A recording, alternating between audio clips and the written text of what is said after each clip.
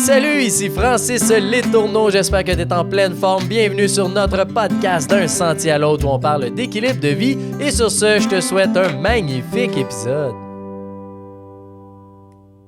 Bonjour Mathieu, comment vas-tu aujourd'hui? Ça va très bien, merci et toi? Yes, en pleine forme. Merci d'être là, c'est super cool que tu prennes le temps.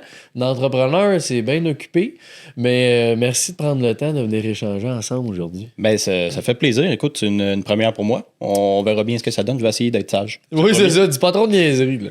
Je peux rien garantir là-dessus. On me l'a dit avant que je parte du bureau. Fais attention à ce que tu dis. Oh. Je me contrôle. À vos risques et périls. Fait que pour ceux qui te connaissent pas, Mathieu Paquet, je vais te présenter un petit peu. T'es entrepreneur, t'es repreneur aussi de la compagnie ProKay que t'as repris avec un de tes associés en 2024 après quelques années de transition. T'es le président donc de ProKay, qui est une entreprise spécialisée dans la fabrication de niveleurs de quais et de quais de chargement, qui a été fondée en 1982. Fait que c'est quand même une compagnie qui perdure dans le temps, qui est pérenne. Et puis, ProKay, c'est la seule compagnie au Québec à concevoir et fabriquer une variété de produits sur mesure pour l'industrie de la manutention. Oui, ben, la seule d'envergure. D'envergure. Oui, d'envergure. Le mot est important quand même, parce qu'on a de la compétition malgré tout, mais on est la seule à fabriquer, à, on va dire, grande échelle malgré tout, puis de vendre à travers le Canada, même un peu aux États-Unis. Là. Puis, tu sais, on va parler aujourd'hui un petit peu justement du reprenariat, mais aussi de l'équilibre à travers tout ça, de la vie d'un entrepreneur, puis de plein d'affaires par rapport à l'équilibre, puis de la belle vie. Fait que, parle-moi donc pour commencer, qu'est-ce qui t'a amené à vouloir reprendre une entreprise? Mon Dieu, c'était tellement pas dans les plans. J'ai commencé chez ProKay en fait un peu par hasard. J'étais à l'université encore à ce moment-là, puis le propriétaire actuel, lui, venait de sortir d'un rachat à l'interne. Donc, il devenait le seul propriétaire. Okay. Puis, il y avait un manque à combler au niveau administratif. Donc, ça, c'était plus son ancien partenaire qui faisait l'aspect administratif de l'entreprise et tout. Donc, il y avait besoin d'un coup de main pour faire, principalement, au début, moi, j'étais censé juste faire les listes de prix dans Excel. Okay. Puis après ça, je repartais. Fast forward, 9 ans plus tard, je suis rendu dans ses souliers. Mais en fait, ce qui est arrivé, c'est que moi, j'ai rencontré un homme avec qui ça a tellement bien cliqué qu'au fil des semaines, des mois, on a développé une belle complicité. Puis j'ai fini par lui dire, ça te tenterait pas de m'engager à temps plein? Je m'en viendrais. Puis il dit, OK, mais je vais te faire quoi? Ce que tu veux. Je veux dire, tu me donneras des trucs à faire, puis je vais te les faire. Fait que, il m'a fait ma première liste de tâches. Je l'ai gardé encore, je pense. Puis ma première liste de tâches, là où je me suis fait complètement avoir, puis il est très fier de son coup, il va t'en parler lui aussi, c'est que dans le bas, il a mis « et autres », 3 petits points. Fait qu'à chaque fois que je lui demandais, comme, pourquoi c'est moi qui fais ça? Il dit, mais dans ta liste de tâches, c'était écrit « et autres ». Ça, ou des fois, c'est etc. C'est ça. Fait que ça a commencé comme ça avec lui, puis on a travaillé ensemble. Puis c'est quelqu'un qui m'a formé, mais qui m'a donné tellement de confiance, tellement de latitude, puis... Je vais dire, je suis quelqu'un quand même qui dérange un peu dans une structure parce que je vais poser beaucoup de questions. Je vais demander mais pourquoi qu'on fait ça comme ça. Il y a sûrement une façon de mieux faire les choses. Puis à chaque fois que je le questionnais, je le challengeais sur un point, mais il m'écoutait, il me répondait, puis il prenait des notes, puis la plupart du temps, mais on appliquait. Puis j'ai bénéficié de ça. Puis en décembre 2019, il m'est arrivé, il m'a dit « Ouais, Mathieu, j'aimerais ça que tu me rachètes. » Moi, si, complètement, honnêtement, j'étais comme « Mais de quoi tu parles? Qu'est-ce qui se passe? Oh, ouais. » Puis finalement, en discutant, il dit « Tu sais, l'entreprise s'en va dans une direction que je pense que c'est plus nécessairement juste mon projet. T'as vraiment repris la majorité des trucs que je fais, tu le fais bien. Puis tu es capable d'amener l'entreprise à un niveau... plus haut que ce que moi j'ai fait. Puis tout ce qui va se faire, finalement, va passer plus par toi. On dit pas non à une offre comme ça, je pense. Mais... ben quand même, il y en a beaucoup qui auraient dit non. Là. Qu'est-ce qui t'a fait de dire « Je vais accepter ça » un peu, c'est de l'inconnu. C'est un mot animé qui peut être stressant aussi. Là. Ah, extrêmement stressant. On se le cachera pas. Surtout que, à l'époque, j'étais seul dans le projet. Donc, c'est un projet qui m'a présenté à moi seulement. Bon, il m'a signifié l'intérêt de partir à la retraite quand même rapidement. Mais je sais pas. C'était effectivement la suite logique pour moi. Ouais. Étant donné que finalement, ben, tu sais, pas que j'avais pas besoin de lui, on s'entend, ça reste un pilier dans ma formation, dans mon quotidien. C'est quelqu'un à qui je vais écrire encore assez régulièrement, même s'il est supposément en retraite. Je le dérange, je l'appelle, Oh, et on parle de plein d'affaires. Mais je sais pas, le défi m'a attiré. Puis tu sais, l'entreprise, on parle d'entreprise maintenant qui va à travers le Canada, mais qui va vers les États-Unis aussi, tranquillement. Je sais pas, c'était pour moi, comme je disais, une suite logique. Okay. Par contre, rapidement, je me suis dit, mais ça me prend quelqu'un à mes côtés, tu sais, quelqu'un sur lequel je peux m'appuyer moi aussi, tu sais, quelqu'un avec qui je peux partager ce fardeau-là. Puis ben, c'est là que j'ai trouvé Olivier. Olivier qui est quelqu'un que j'ai rencontré pour la première fois, on était en 6e année. On a joué au soccer ensemble un été. Puis ensuite, on a été au même secondaire. On est resté en contact après, même si au cégep, on s'est perdu un peu de vue. L'université, on se voyait peut-être une fois par année. Mais à chaque fois qu'on se voyait, c'est quelqu'un de très simple, très, très cartésien, sur lequel on peut se rejoindre sur beaucoup de points. Puis je me suis dit, OK, mais c'est avec ce gars-là Ah ouais, c'est bien. c'est avec ce gars-là que je me lance. Puis, tu sais, les discussions au départ, c'était flou. C'était bon, OK, viens travailler avec moi. Lui, il ne sait pas encore que moi, j'achète l'entreprise. Mais plus je travaille avec lui, plus je me dis, mais il faut qu'il achète avec moi. Tu sais, c'est pas logique. Il faut qu'il achète avec moi. Puis après ça, mais à quel pourcentage?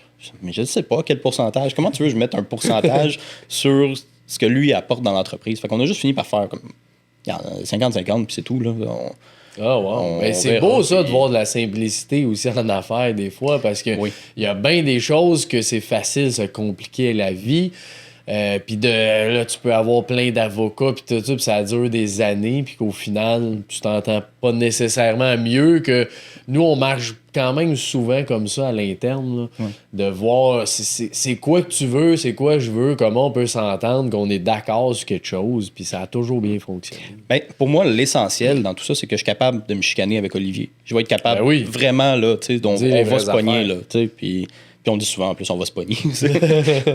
Plus souvent en joke qu'autre chose. Mais tu sais, c'est important parce que si on n'est pas capable de se pogner, parce qu'on n'est pas capable de se parler ou peu importe, ou qu'il y en a un qui peut dire, ouais, mais m'en fous, tu sais, moi j'ai 60%, toi 40%, fait, prends ton trou. Ouais, c'est ça. Mais ça sera pas une relation qui est saine. Tu sais, c'est important qu'on puisse discuter, faire valoir nos points, peu importe le nombre de décibels pour le faire valoir, ça c'est pas grave. C'est d'être capable de faire tout ça puis de passer à travers après aussi, d'être capable d'aller souper ensemble le soir même ou dans l'après-midi, parler d'autres choses, puis faire des blagues. T'es-tu quelqu'un de rancunier ou? Du tout. Non. C'est pas mon genre. Puis c'est la relation aussi que j'avais avec l'ancien propriétaire. C'est quelqu'un avec qui je me suis chicané dans la vie, là, puis entre autres pendant la transition, il y a eu des émotions d'impliquer et tout. Ben oui, c'est sûr. Puis je sais que j'ai dépassé les bornes en tant qu'employé. J'aurais mérité quelques sanctions dans la vie, mais lui, ça ne l'a jamais dérangé, ça ne l'a jamais affecté. Puis au contraire, de la façon qu'il pouvait me parler des fois, qui était très, très sec, très direct, ça ne m'a jamais affecté non plus. Parce que je comprends qu'en arrière de ça, c'est pas de la mauvaise volonté, c'est une frustration par rapport à des émotions que lui avait en fonction de ce que j'ai fait ou ce que je n'ai pas fait ou peu importe. Donc ça m'a jamais affecté tant que ça. Donc non, c'est pour moi, pas de rancune, on se parle, on se chicane. Puis dans la même discussion, ouais, qu'est-ce que tu as fait en fin de semaine? Ouais, c'est ça. Puis c'est correct. Mais c'est important pour garder des belles relations, d'être capable de faire cette transition-là, si on veut. Là, de dire, là, on échange, on argumente. Là, le plus, moi j'ai raison, pourquoi? Puis après ça, bon, ben là, on décide quelque chose, puis c'est ça, puis on est d'accord les deux, puis on fonce là-dedans. Oui, bon oui. Je l'ai vécu avec l'ancien propriétaire, je le vis avec Olivier aussi. Je suis beaucoup plus proche d'Olivier que de l'ancien propriétaire pour différentes raisons. Mais il y a aussi la relation qui est différente. Je veux dire, c'est pas une relation employeur-employé. Mais non, je le sais que ça convient pas à tout le monde. Je le sais que c'est pas nécessairement la façon la plus saine mais ça marche. Donc. Oui, c'est ça. Puis je veux juste revenir parce que t'as dit de quoi qui m'a rappelé quelque chose. Là. Au début, t'as dit que quand t'as commencé à travailler là, t'allais prendre n'importe quelle tâche tant que tu sais, ça aide puis que tu travailles. Puis ça, je trouve ça vraiment beau parce que moi aussi, j'ai fait un peu ça dans le temps. Là, dans mon ancienne vie, j'étais musicien. Puis je voulais travailler pour le plus grand compositeur au Canada. Fait que là, j'étais allé le voir, puis j'ai dit exactement la même affaire. J'ai dit, moi, là, je veux juste t'aider puis te sauver du temps. Là, m'a faire ce que tu veux, n'importe quand, n'importe comment. Je peux faire n'importe quoi. Puis la première tâche qu'il m'a donnée, c'est de déménager les boîtes de son chalet. Tu sais, moi, je veux composer de la musique, là. Ouais. Puis je déménage des boîtes au chalet en commençant. Mais tu sais, c'est ça, après 5 ans, j'étais rendu que oui, je composais des affaires avec lui puis tout ça. Mais le point est de dire, d'avoir l'humilité, de dire, je peux apporter quelque chose, je sais pas quoi, mais je vais t'aider, puis tu vas voir comment je travaille, tu vas voir comment qu'on collabore ensemble, puis après ça, ben, il arrivera ce qui arrivera. Mais cette approche-là, c'est très, je vais dire beau, là. Mais c'est beau de voir ça, d'être capable de dire, je vais faire n'importe quoi. Tu sais, Ouais. je m'en fous, là, c'est quoi?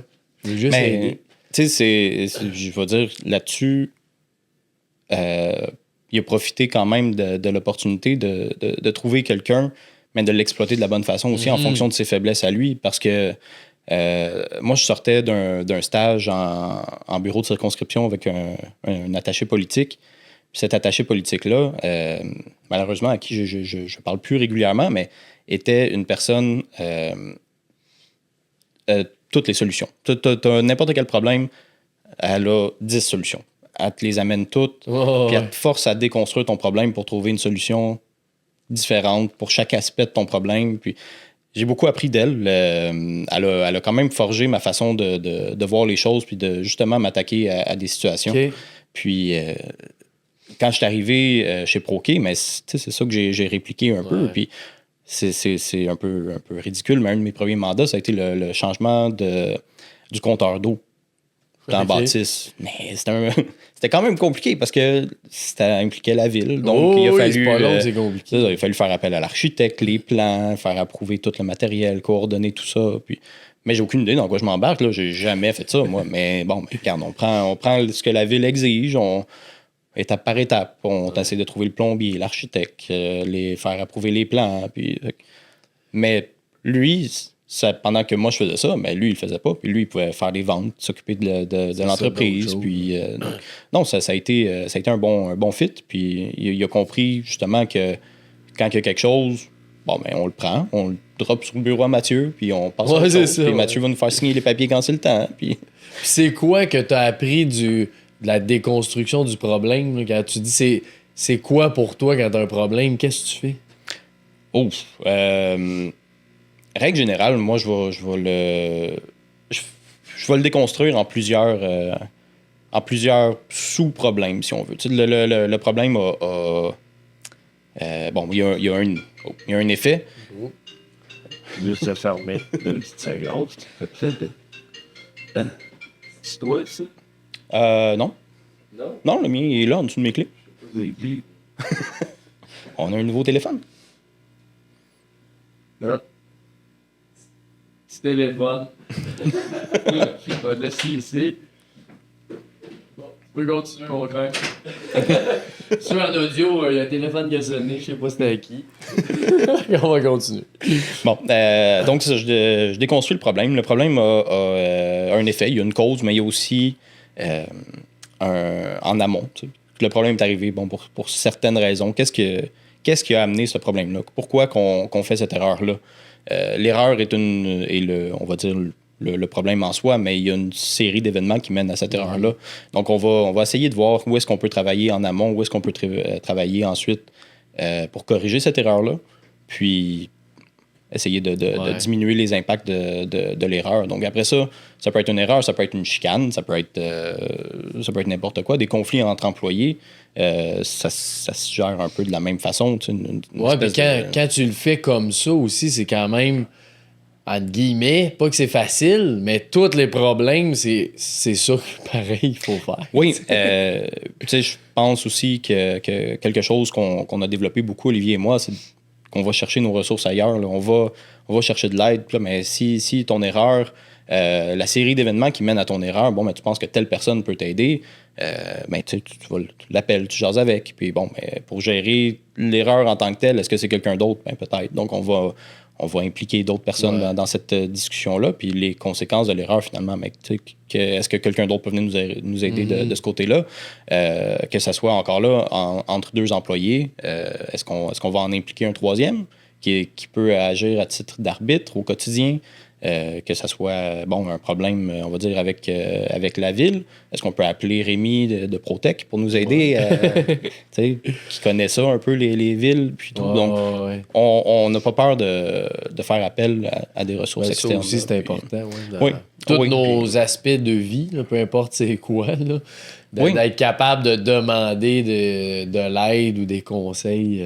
Oui, ça prend l'humilité, de dire, je le sais pas, j'ai pas tous les outils nécessaires pour, ou même, en fait, si je crois les avoir, est-ce que quelqu'un peut pas juste me contre-vérifier? Juste dire, est-ce que je prends la bonne décision? Est-ce que je m'en vais ou je fonce dans le mur à 100 000 à l'heure? Là? Donc, c'est un peu comme ça qu'on approche la majorité des situations. Même quand c'est positif, des fois, est-ce que c'est suffisamment positif? Est-ce qu'on a fait la bonne façon, la bonne chose? Est-ce qu'on souligne le bon élément quand on félicite quelqu'un ou qu'on passe à côté finalement du vrai bon coup en soulignant juste le résultat? Puis, donc, on n'a pas peur de consulter un peu tout le monde. Donc, finalement, quand on a un problème, ça devient le problème d'une communauté. Oui, c'est ça.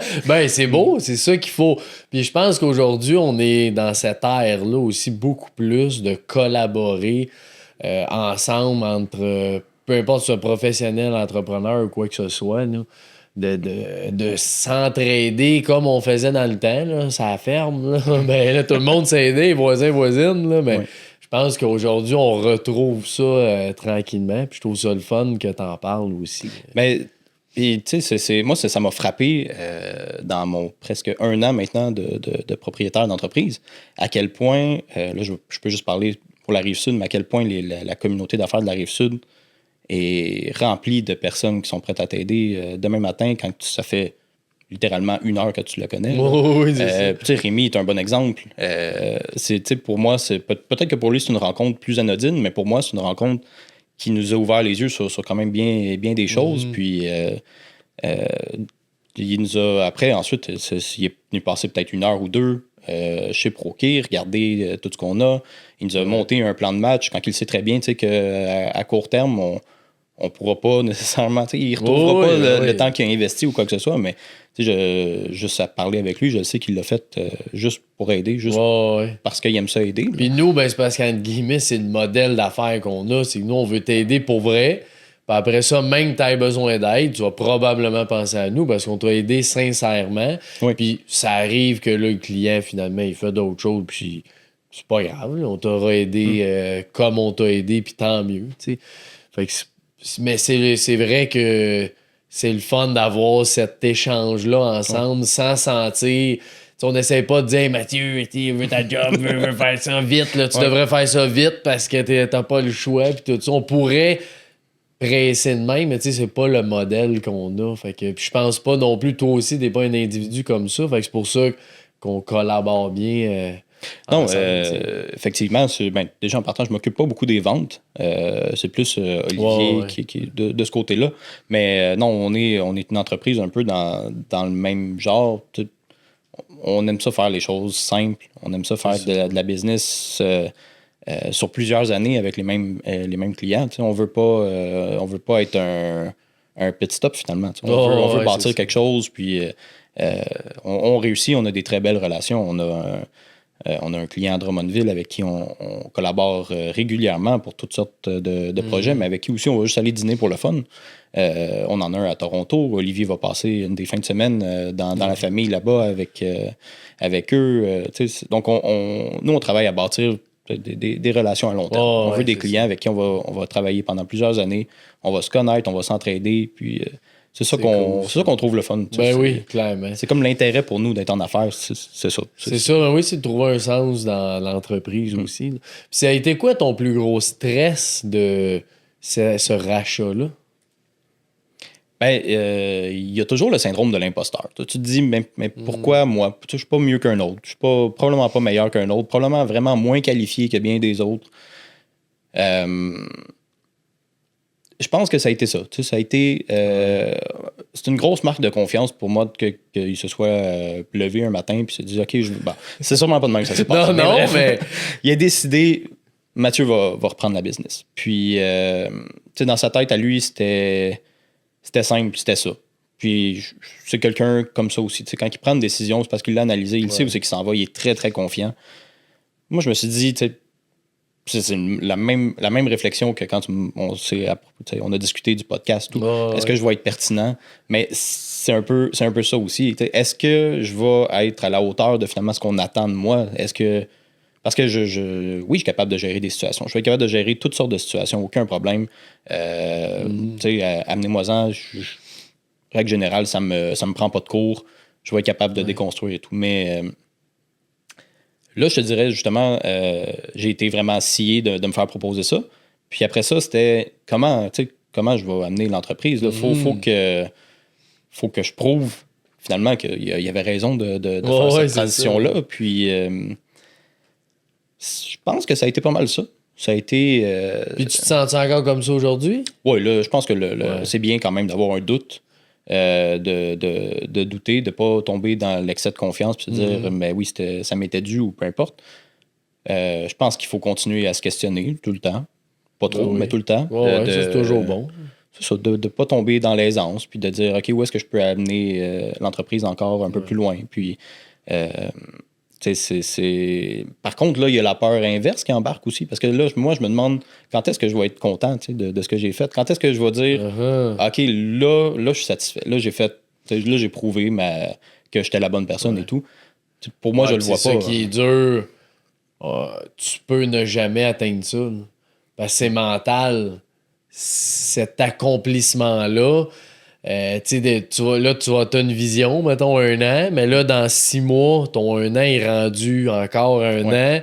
Puis là, tu vas penser à 3 ans. Fait que là, tu vas évoluer, mais le 3 ans monte tout le temps. Fait qu'on dirait, ça, moi, en entreprise, je trouve ça dur, des fois, d'être satisfait. Là. Je le sais, je m'en vais où. Là. Dans 5 ans, dans 10 ans, je le sais. Mais je suis pas là le matin, tu sais. Mais d'être satisfait de je suis là le matin, puis là, 5 ans, je voulais être là le matin. Fait que je devrais être content en tabaslac, tu sais. Ben oui. Mais on dirait que tu peux aller chercher le plus gros projet, tu peux aller chercher le plus gros client.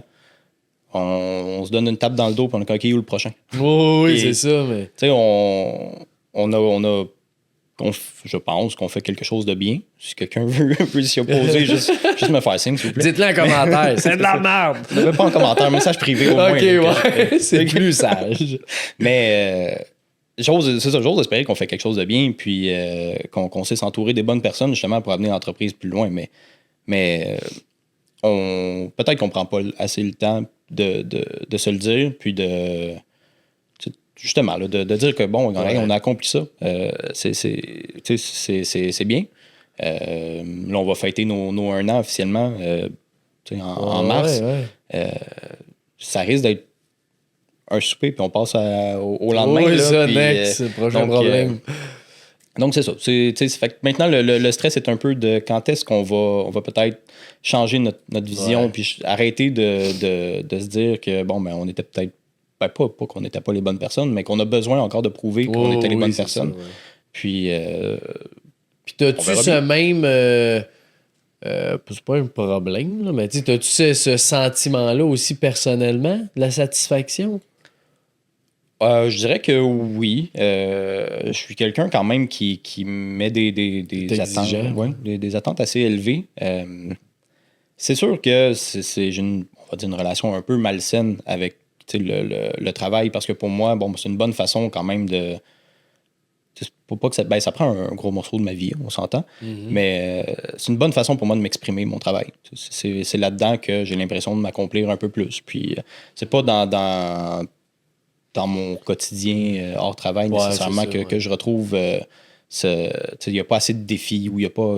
Puis, Mais t'es-tu satisfait dans tout ça malgré tout? Même, tu sais, si tu prends plus le travail, c'est correct, là, ça change rien, mais au bout de la ligne, est-ce que tu es satisfait que ce soit comme ça? Je pense que oui. Je pense que je vis assez bien.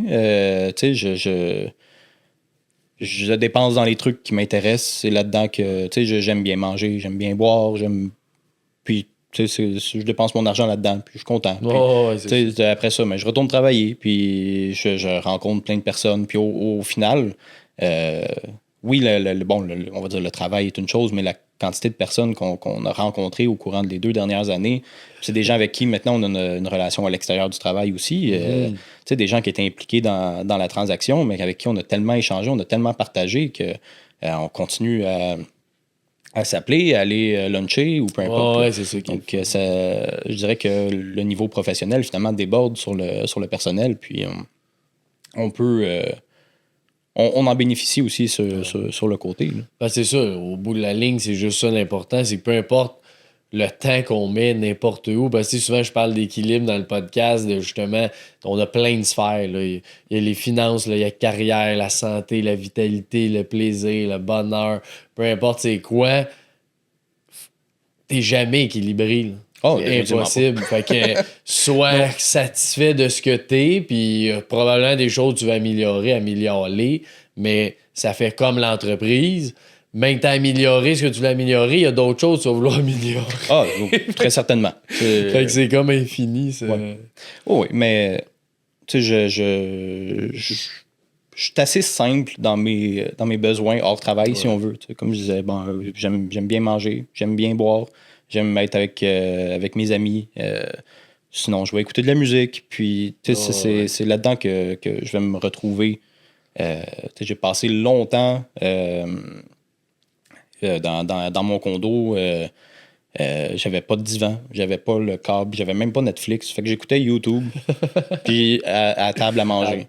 Fait que c'était correct. Oh, ouais, t'es pas un gars difficile. Tu rentrais chez nous, c'était vide. T'es comme, t'habites-tu ici? T'es en déménagement? Non, j'avais pas besoin de divan, j'en ai pas acheté. Ça me tentait pas. Netflix, c'est pas trop cher. Puis... Voir ça différemment, tu sais. Parce qu'on se met une pression pour rien, là, souvent à dire ça me prend ça, faut que le cadre soit mis, faut que tout soit comme parfait. Là, pour être bien, puis au final, tu fais tout ça, puis t'es pas mieux. Parce que si t'es bien, comme tu dis aussi, même s'il y a rien. Puis, Oui, par contre, faut que tu t'adaptes. Parce que, tu sais, même, Olivier et moi, là-dessus, on est un peu pareil. Donc, nos bureaux, ben, on les a laissés un peu aller. Puis, même pour nous, c'est pas ça qui est important. ouais. Fait que là, mais tu réalises que notre manque, on va dire, d'intérêt pour ça ou d'investissement là-dedans, mais c'est un point négatif pour les autres personnes qui travaillent avec nous. Tu sais, puis on se dit, oups, OK.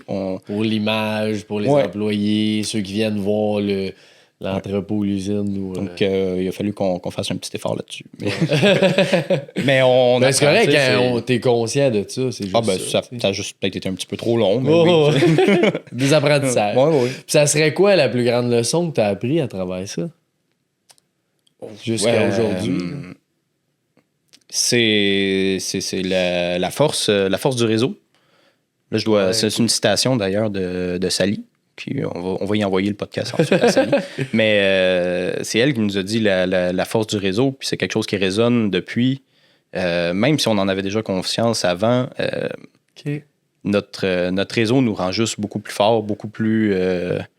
on est capable de répondre à n'importe quelle situation parce que peu importe ce que j'ai besoin ou problème que j'ai, je le sais que dans mon téléphone, j'ai 3-4 personnes qui peuvent m'aider puis qui vont me répondre très rapidement. Donc, la force du réseau, ça a été le plus gros apprentissage, oui. Puis, comment tu as développé ce réseau-là? Participe à des podcasts. Ouais, c'est ça. Je fais ça à journée longue.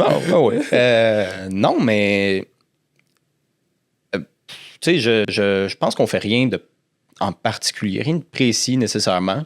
On essaie juste d'être authentique, d'être. Ouais, c'est ça. On est 2 gars très simples. Je prends plus de place que Olivier, définitivement, parce que j'ai plus de facilité à communiquer. Je parle beaucoup plus aisément à plein de monde. Ouais. Mais on est tout le temps ensemble, on est tout le temps... fait qu'on rencontre plein de gens. Les gens nous présentent du monde parce que on doit être quand même un petit peu attachant, un petit peu sympathique oui, pour ça, que les gens n'hésitent pas à nous introduire. Mais, non, mais je pense que tu as dit une belle clé qui était l'authenticité. T'as beau... les deux vont pas ensemble, là, mais t'as beau faire des gestes pour aller voir des gens. Si au final t'es pas authentique, ça se ressent.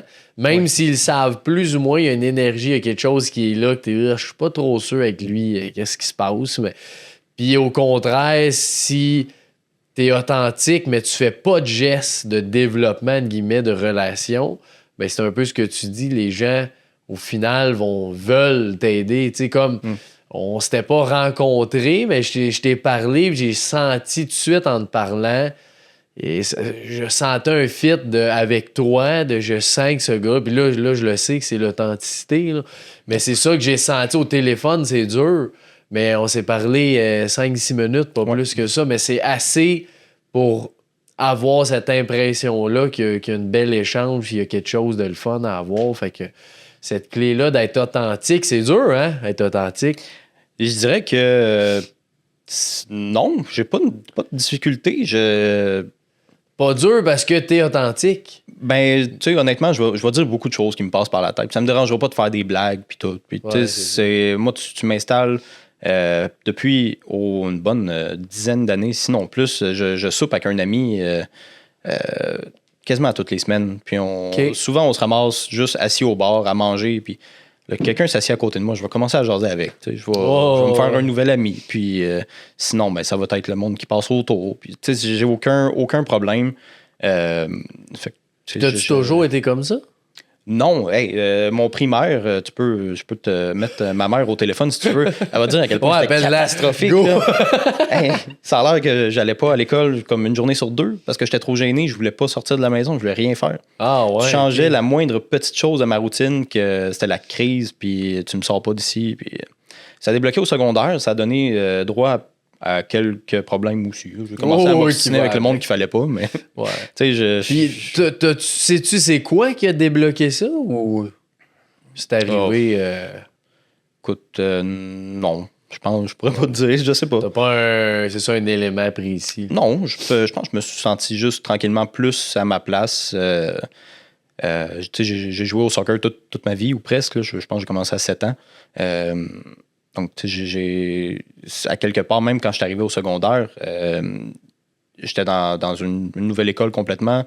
Personne du primaire qui a fait la transition avec moi à cette école-là, mais j'avais les gens du soccer avec qui je jouais déjà depuis 1 an ou 2. Donc, c'est peut-être le soccer finalement qui a fait que tranquillement. Ouais, c'est ça.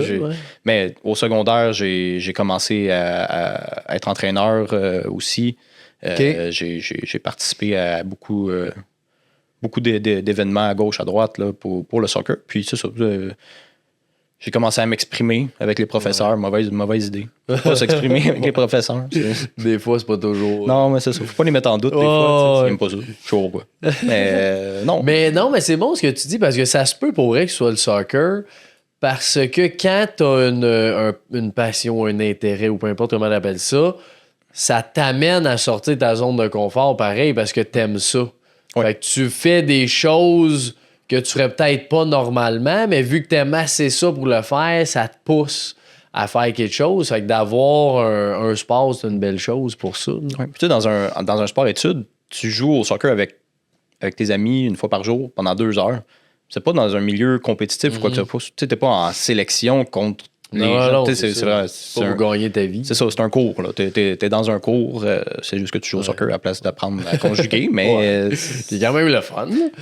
Ça a permis à bien des gens de mon entourage de passer à travers le secondaire, définitivement. Probablement moi aussi, je dirais. C'est même... Je pense que depuis quelques années, on le sait, là, c'est un peu la clé du succès. Ben oui, clairement. Mais bref. Oui, ça doit être à cause du soccer. Ah ben c'est cool ça. Puis t'apprends quoi là en ce moment encore? Parce que c'est quand même nouveau, veux pas, là, ton rôle de repreneur, entrepreneur. Mais je vais encore envoyer des fleurs à l'ancien propriétaire qui pendant, ben tu sais, on s'entend, il y a eu un décalage entre le moment où on est devenu propriétaire puis le moment de l'annonce. Ouais. Donc oui, il y a la mise en place et tout. Il y a eu un petit virus dans l'air aussi pendant une couple d'années. Ça a été un long processus, mais pendant tout ce processus-là, lui, il a dit, qu'est-ce que tu as besoin de moi pour que, que ça marche. ça marche, exactement. Puis, bon, c'est sûr qu'il n'y a rien de mieux pour apprendre que d'être pitché là-dedans. Donc, pendant toute la transition, lui, il a dit, ben OK, je vais m'effacer. On annonce tout de suite aux clients, aux fournisseurs que moi, je suis plus dans le quotidien. S'il y a de quoi, ils peuvent me parler encore et tout, mais le quotidien, c'est plus moi. On s'est dit, on s'est fait former finalement, on va dire, à la dure, avec lui pour nous backer tout le temps. Donc, ça, oui, c'est ça. Au moins, t'as quand quelqu'un à te référer. Oui. Mais en faisant la transition de cette façon-là, mais tu sais, le lendemain de la transition officielle, de l'annonce même aux employés et tout, je veux dire, c'est business as usual. Ouais, c'est ça. On est exactement où est-ce qu'on était la veille, puis c'est les mêmes conditions ou à peu près. Donc, je dirais pas que j'ai complété mon apprentissage, loin de là, mais ça a facilité beaucoup les choses que lui dise comme oui, OK, je comprends, bon, vous m'avez pas encore acheté ou peu importe, mais gérer comme si c'était à vous. C'est ça, ouais. Bon, c'est sûr que je peux pas dépenser, mettons, comme je voulais, puis dire, ouais, je me suis acheté. J'ai tout acheté. C'est ça. Mais, tu sais, c'était vraiment. Ça serait quoi la leçon que tu as eue à travers ça? Est-ce quelque chose que tu as appris face à ça? Ben, je pense qu'on a dû apprendre. Je parle beaucoup au on, hein, mais Olivier et moi, on est vraiment dans la business ensemble. Puis on partage beaucoup. Je sais quoi, je dis souvent ça. Ben, c'est ça avec les deux frères. Ben oui. Mais il y a eu tellement de petits événements. Je pense que ce qu'il faut qu'on apprenne, puis qu'on a vraiment travaillé fort aussi là-dessus, c'est que les émotions, c'est une chose, la business en est une autre. C'est facile d'être blessé ou peu importe. Malgré qu'Olivier et moi, on a une très bonne tolérance à ça. Ouais. Puis, tu sais, c'est facile de prendre une décision sur le coup de l'émotion. C'est facile d'avoir une réaction sur le coup de l'émotion. Donc, la majorité du temps, ce qu'on fait, nous, c'est qu'on a une réaction émotive l'un vis-à-vis l'autre. Donc, on va dire, je vais faire ma crise, mais à Olivier, tu sais. Olivier, il dit, OK, c'est sorti, qu'est-ce qu'on fait là? Donc, tu sais, il n'y a rien de personnel, c'est juste, on exprime des émotions. Donc, je pense que c'est bien. On dit qu'il faut qu'on le fasse une fois de temps en temps. Certain. Puis, tu sais, c'est au lieu de réagir on the spot, puis de dire des choses, tu sais, dans la transaction, ça a été un problème. Tu sais, vous avez pris la business de votre père. Ça doit être très différent. Moi, c'est quelqu'un qui, bon, on va dire, il me doit absolument rien.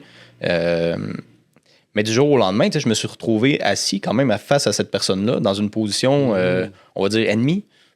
Ennemi n'est pas le bon terme, là, mais bref, ça, c'est quelque chose. Il faut que tu le sais dans ta tête, surtout avec un peu ton syndrome d'imposteur, là, que tu y dois l'opportunité qu'il te donne. Ouais, c'est ça. Mais à un moment donné, il faut que tu traces aussi une ligne que, oui, c'est une opportunité qu'il te donne, mais ce que tu vas faire, en fait, c'est toi qui vas le faire, c'est pas... Toi aussi, il te donne une opportunité, puis tu en donnes une aussi. Oui. C'est les deux côtés. Là, parce que si t'es pas là, il peut pas faire ça non plus. Non, effectivement, mais c'est pas la première pensée, je te dirais. Donc, non, ça, je comprends. Tu sais, c'est pendant tout le processus, ça a été une bataille un peu interne de dire, OK, mais on va dire telle demande, je trouve que c'est exagéré, puis tout. Mais là, tu t'assieds, tu réfléchis. Pourquoi qu'il me demande ça? Tu sais, qu'est-ce qui... Tu sais, OK, je peux comprendre, oui, qu'il demande, on va dire, telle protection, telle chose. Je peux comprendre. Tu sais, oui, si c'était moi, puis... Mais à quelque part, je pense que j'ai fait mes preuves, puis... Là, tu t'obstines finalement avec toi-même. Ouais, hein. Tu mets les deux chapeaux, puis là, tu t'obstines, puis ça peut durer longtemps. Ça aussi, ça doit t'aider d'avoir vécu ça avec Olivier. Oui. Parce que, tu sais, moi, mon père, c'est ça qu'il disait, l'affaire la plus dure quand t'es tout seul, c'est que justement, tu t'estines avec toi-même sur 1000 décisions tout le temps. Mais là, dès que t'es au moins deux, ben, t'es capable d'échanger juste avec une personne d'un problème que t'es le seul à avoir, mais là, t'es deux avoir le même problème, que c'est plus facile d'échanger avec quelqu'un qui comprend ta réalité, qui comprend tout ce que ça implique, tes décisions que tu vas prendre. Là. Oui, mais c'est dangereux aussi. Dans le sens où puis Olivier et moi, ça a été le cas, si on est trop pareil, disons, puis que moi, je suis fâché d'une situation, mais que lui, il l'était pas nécessairement.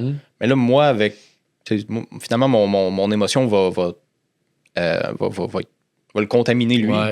Fait qu'il va devenir fâché, lui aussi. Puis là, on build up la frustration. Puis là, mais ça, c'est pas correct. Puis là, à un moment donné, il faut que quelqu'un vienne juste mettre un terme à tout ça. T'sais. Puis ça a été difficile de se dire. Puis encore là, je suis extrêmement chanceux d'avoir Olivier, puis d'avoir cette symbiose-là avec Olivier, d'être capable de dire là, Oli, on est juste en train de se fâcher l'un l'autre. Faut qu'on parle à quelqu'un d'autre. T'sais. Fait que, là, il faut que tu fasses attention parce que le réflexe premier va être de parler à quelqu'un qui va te conforter dans ta position. Tu veux quelqu'un qui est d'accord avec toi. Tu veux pas quelqu'un qui va te dire ouais, mais relax. Là. Puis on a appris finalement à parler à plusieurs personnes à la place jusqu'à ce que quelqu'un nous challenge. Puis on s'en est sorti un peu grâce à ça. Puis je dirais qu'encore là, ben, c'est toute la gestion des émotions là, qui rentre en ligne de compte. Puis oui, d'avoir quelqu'un sur qui se reposer, c'est bien. Sauf quand tu tombes dans le build-up d'émotions. Ça peut être dangereux. Ouais. Faut faire attention. Puis c'est quoi que tu dirais que là, ça va faire 1 an. T'es en train d'apprendre quoi, là, à travers ça? Ben, on apprend, je te dirais, à sortir un peu de notre cocon de plus en plus. Tu sais, c'est pas... on a toujours fait on a travaillé dans l'entreprise, on a toujours fait ce qu'on avait à faire. Là, aujourd'hui, le développement de l'entreprise passe par nous. Faut trouver une façon de rayonner dans un milieu qui est, pour reprendre les termes qu'on m'a dit cette semaine, tellement pas sexy. Donc, on s'est dit, bon, ben, qu'est-ce qu'on peut faire? Puis, on n'est pas des gens qui vont vouloir se mettre à l'avant-plan. C'est vraiment pas notre façon d'être. Je dirais Olivier encore moins que moi. Mais on s'est dit, tout le monde connaît quelqu'un qui a des kits de chargement. C'est sûr, tout ce qu'on consomme dans la vie passe sur un kit de chargement. Que ce soit dans la chambre de commerce ou peu importe, on va parler à des gens que si c'est pas eux qui en ont un, mais ils ont une connaissance ou peu importe. Fait que notre but, finalement, c'est d'être assez présent pour que les gens voient un kit de chargement et disent « Hey, j'ai rencontré 2 gars la dernière fois, ça a l'air qu'ils font ça à Boucherville. C'est ça. Fait que c'est ce qu'on apprend à faire tranquillement. On a trouvé quelqu'un qui nous aide un peu niveau marketing, niveau image de marque. Comment mettre les choses plus en notre faveur. Puis, mais c'est quelque chose qu'on t'apprend pas vraiment, je pense. Comment tu deviens un peu comme le porteur de ton entreprise, puis de te mettre en avant-plan. Puis, c'est sûr que la gestion des ressources humaines, bon, ça reste un défi constant. Mais la gestion des liquidités, la gestion financière, la gestion mathématique de l'entreprise, l'ancien propriétaire m'a quand même impliqué là-dedans pendant plusieurs années aussi. Là. Puis encore là, c'est ça. C'est une belle marque de confiance aussi de sa part, mais ça, c'était quasiment, on va dire, moins un défi. Donc, c'est parce que le développement des affaires, ça reste que la formule de quelqu'un ne marche pas pour l'autre. Fait que t'as beau y dire, moi, je fais ça, mais ça veut pas dire que ça va marcher pour toi, tu sais.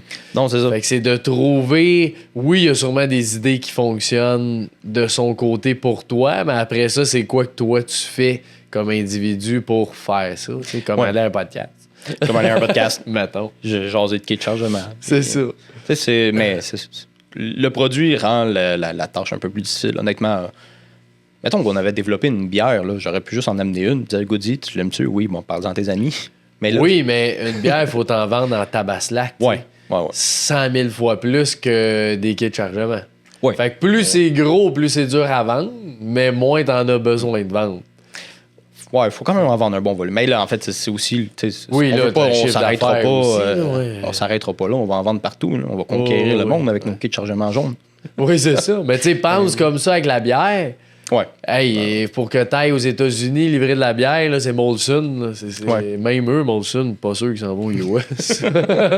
Ben, tu sais, il faut que tu sois énorme. Là. Ouais. Fait que, mais c'est cool, c'est intéressant, ça. Ouais, ben c'est difficile. Tu sais, c'est comme je disais, c'est un point que, surtout dans notre milieu, c'est comme, comment que... Te démarquer, Ouais. tu sais. on va C'est trouver. quoi qui te motive dans la journée, dans la semaine, dans le mois, dans l'année? C'est un peu la réussite. Tu sais. J'ai envie de réussir, j'ai envie d'avoir une entreprise que les gens connaissent de nom. Puis, faut pas oublier non plus que la majorité de mes discussions, quand je dis pro-quai, c'est comme quoi? C'est quoi ça, des quais de chargement? On met ça où? Ouais, Dans l'eau? oui, énormément. C'est souvent ça. On a des appels à chaque année. Oui, j'ai besoin d'un quai en cèdre, idéalement. Tu sais. Puis là, t'es comme, non, monsieur, mauvaise place. Je suis désolé, je peux pas ça, t'aider. d'après moi, on fait pas ça. Ouais. Mais c'est ça. C'est l'envie, tu sais, d'avoir l'entreprise quand même qui a du succès, d'avoir un impact sur, notre entourage, nos employés, d'être un meilleur employeur. Ouais. Puis on oublie même souvent que c'est avec des petites choses tranquillement qu'on peut s'améliorer. On veut tout le temps, on veut tous faire le coup de circuit, puis être du jour au lendemain l'entreprise RH de l'année. Là. Mais c'est ça. Fait que c'est tous ces petits succès-là à gauche, à droite. Dans ma journée, ma tête part dans toutes les directions tout le temps. Là, je me dis, OK, on pourrait améliorer ça. On serait déjà un peu mieux avec ça. Puis, fait que c'est tout le temps ce petit succès-là que je recherche. À tous les jours. Oui. Ouais, c'est ça. Puis est-ce que tu le trouves, ce succès-là? Non. Effectivement pas. Tu fais rien que le chercher? Ben non, mais... Non, mais dans le sens parce que je le sais, c'est facile de pas voir nos succès. Ah, définitivement. Ils sont jamais assez gros. On voit là, tout le temps nos échecs, nos erreurs, nos problèmes, là, mais quand tu réussis ou tu fais de quoi de bien, c'était beau, next, t'sais. Mais le problème, il reste là longtemps, puis... Ouais. T'sais, même entre nous ou avec nos employés, on oublie des fois de juste dire « Hey, c'est bien, tu t'as fait telle chose un peu mieux » ou je t'avais demandé de corriger ça, puis je vois que tu as fait les efforts pour, sans nécessairement avoir réussi, tu as fait les efforts pour.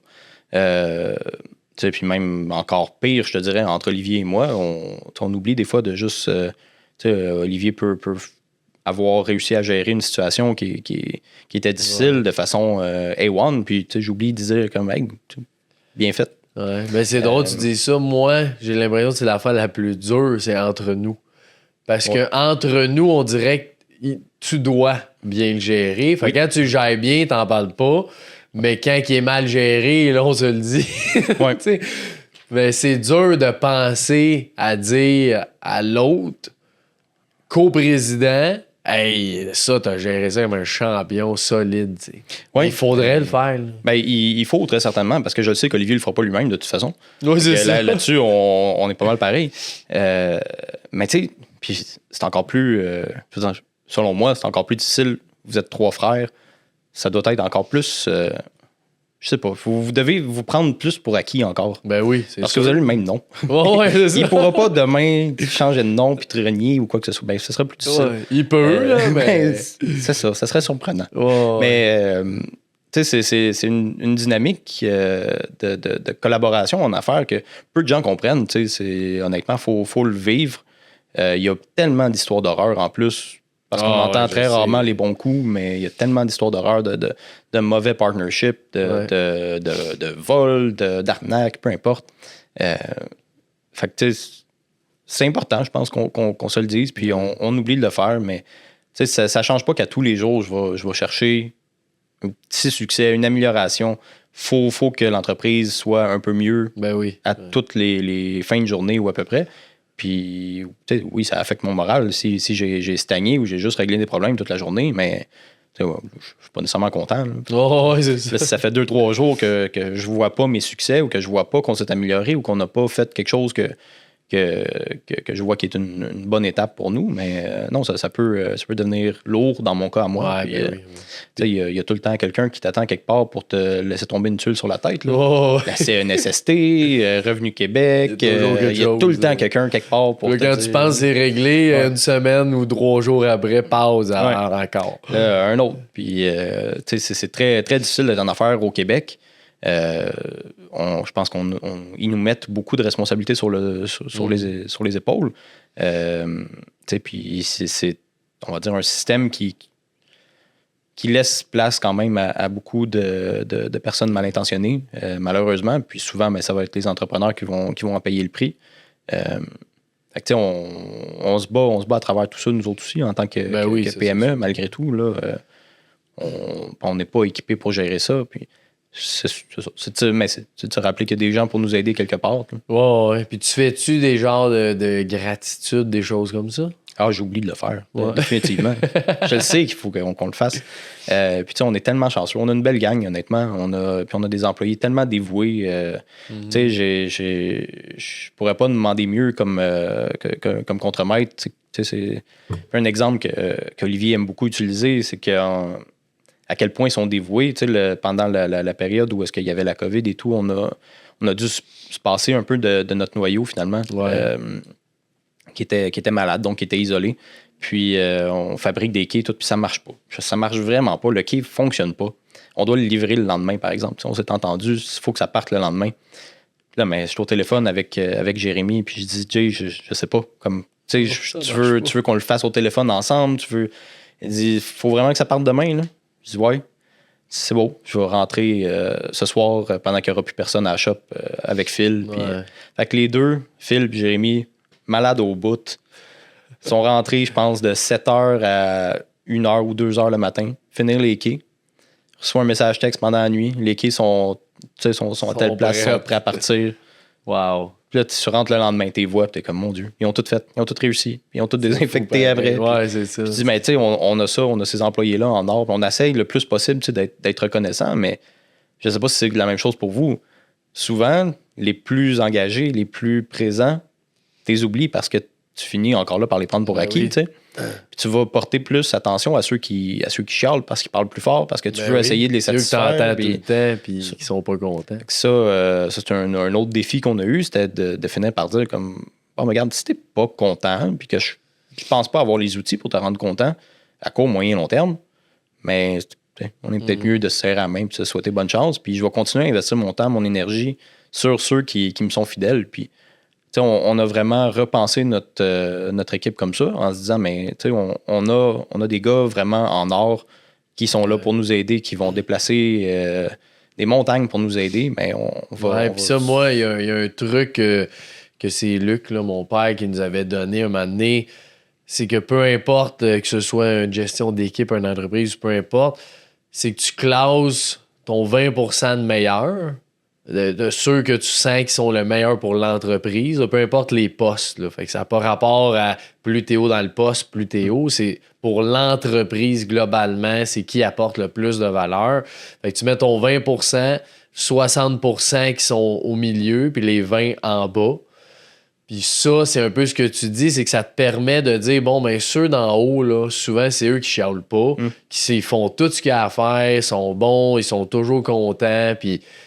Mais c'est eux que tu vas oublier le plus vite. Mais quand t'es classe, ben là, tu te rappelles, ceux-là, faut que je mette beaucoup de temps, ces gens-là, parce qu'ils demandent rien, puis sont bons à tabaslac. Oui, vraiment. Fait que de les catégoriser, en tout cas, moi, ça m'aide à voir, bon, ben, je vais focusser, puis les autres, focus sur tout le monde, mais eux, principalement, il faut que tu mettes du temps à ce qu'ils soient contents, ce qu'ils aient, ils ont-tu des demandes, ils ont-tu des affaires, ben, de les aider, eux.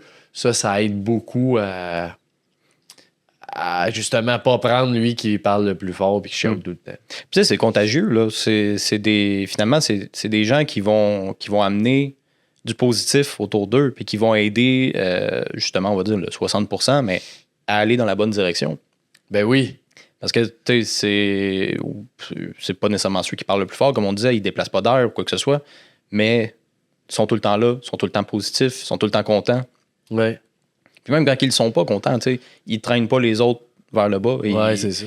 Fait que, tu sais, c'est les meilleurs messagers qu'on peut pas avoir, mais c'est ça. Je pense que c'est tout à fait humain d'aller ou en fait d'avoir tendance à vouloir satisfaire la personne qui chiale le plus, alors que bon, ben, tu sais, honnêtement, là, si t'es pas content, je c'est ça. Je pourrais peut-être pas t'aider. Là. Puis c'est dur de classer le monde comme ça parce que des fois, il y en a qui me disent ben oui, mais moi, tout le monde est bon. Oui, je suis convaincu que tout le monde est bon, mais c'est sûr.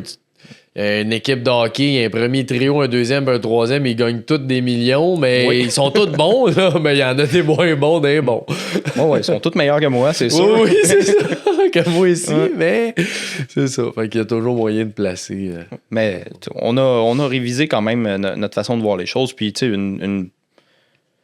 une politique qu'on s'est donnée aussi, c'est qu'on n'embauchera pas rapidement pour quoi que ce soit. On va tout le temps prendre notre temps.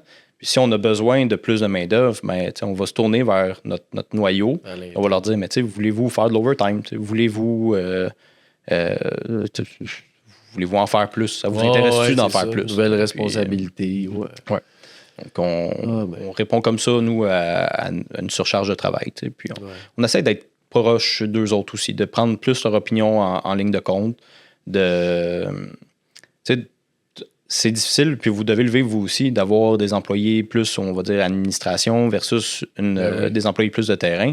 Fait qu'on essaie de pas avoir cette barrière-là, puis d'être vraiment présent avec notre équipe en arrière, que eux nous disent, bon, mais c'est ça, tu vends souvent ça, là, fais pas ça. Ouais, c'est ça. Si tu le fais le cher. Parce que c'est bien compliqué à faire. Puis, toi, tu te dis en avant, ouais, mais c'est une option, mettons, sur le quai de chargement qui est hyper populaire ou hyper en demande, puis tu parles au gars en arrière. Non, mais là il y a un clash. Il faut trouver une solution. Ça, est-ce que moi, je le vends pas assez cher? Si j'ai besoin de le vendre absolument parce que c'est populaire ou quoi que ce soit, comment qu'on peut le faire mieux en arrière de bord? Fait qu'on essaie de travailler plus comme ça en cohésion, si on veut, en prenant beaucoup plus en compte nos piliers en arrière. C'est très intéressant. Quelque chose qu'on essaie d'amener aussi. Ouais. Puis avant qu'on finisse ça, t'aurais-tu un petit dernier mot, un conseil, quelque chose que tu veux laisser à tous ceux qui nous écoutent? Je vais le redire. La force du réseau, d'être capable de bien s'entourer, de pas hésiter à poser les questions. Il y a là, je parle encore pour la Rive-Sud, mais il y a des gens, des spécialistes, des personnes qui ont à cœur ton succès sans même que tu le saches. Honnêtement, des fois, j'ai été étonné encore dernièrement. Je me suis dit, mon Dieu, elle se rappelle de nous, elle, puis elle nous a tellement à cœur comme dossier, puis ça m'a renversé. Wow. Fait, je pense qu'il y a tellement de ressources, tellement de monde qui sont prêts à aider, puis faut juste s'ouvrir un peu, faut juste s'ouvrir sur le monde, puis c'est vrai qu'on sait probablement mieux comment faire des quais de chargement que bien des banquiers, par exemple. Des fois, le banquier, il y a des contacts qu'il va pouvoir te donner. Puis si tu lui parles de tes problèmes, de ce que tu vis, mais il va peut-être te référer à quelqu'un d'autre. Puis il y a un livre que j'avais lu, je me rappelle pas exactement du titre, mais c'est comme Not how, but who. Fait que pas de savoir comment faire, c'est de savoir qui tu peux appeler, qui va te dire comment faire ou quoi que ce soit. C'est un peu ça aussi que... Oui, puis tu sais, honnêtement, on a fait des rencontres, on va dire, qui ont eu aucun impact. Mais tu sais, ça reste dans ma perspective à moi que plus on va rencontrer de gens, plus on va en apprendre. On va en apprendre surtout. On va apprendre des trucs on n'appliquera pas tout de suite. On va peut-être appliquer dans 10 ans, mais on va quand même en bénéficier de toutes ces rencontres-là. Là.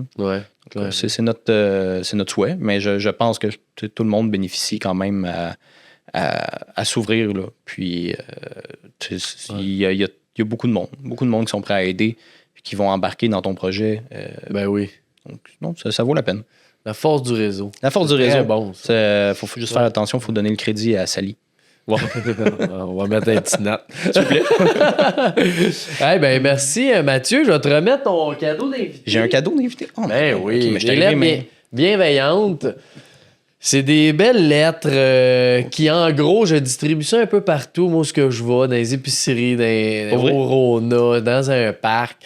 Puis les gens trouvent ça, puis moi, je suis plus là. Fait que, il y a quelqu'un qui trouve chacune de ces lettres-là, puis à l'intérieur, ça dit qu'il y a un inconnu qui a pensé à un autre inconnu, de profiter de ce moment-là pour remercier la vie, de passer un beau moment, puis de prendre un moment pour soi, pour se faire plaisir, parce que ça fait du bien. Fait que ça dit ça en gros. Puis souvent, je mets une petite note de genre PS, un documentaire que j'ai trouvé intéressant, une chanson, un podcast, une recette, n'importe quoi pour personnaliser un petit peu ma lettre. Fait que c'est ça, on a 2200 lettres dans ce coin-là de distribuer depuis un an à peu près. Là. C'est un peu comme les roches là, que les gens dessinent. Ouais, accroche-moi un sourire, c'est le même principe. Là. Fait que c'est ça. Ben, merci ça. beaucoup. On va en cacher en dessous des quais. Ouais, c'est ça. Ben oui, tes clients vont trouver ça. Ben oui. C'est bon. Fait que voilà. Fait que merci à toi d'avoir participé. Puis tout le monde, partagez ça. Hein? C'est très intéressant ce que tu nous as amené aujourd'hui. Il y a plein de belles clés à avoir pour notre vie. Puis pour un reprenariat aussi, un entrepreneur. C'était super intéressant. Fait que... Ben, merci de m'avoir reçu. Très apprécié. Merci Mathieu. Puis allez voir ça, ProKey. Si vous avez un kit de chargement là, commercial, industriel, c'est les meilleurs au monde. Absolument. Rien d'autre à dire. C'est ça. Merci. Merci à toi.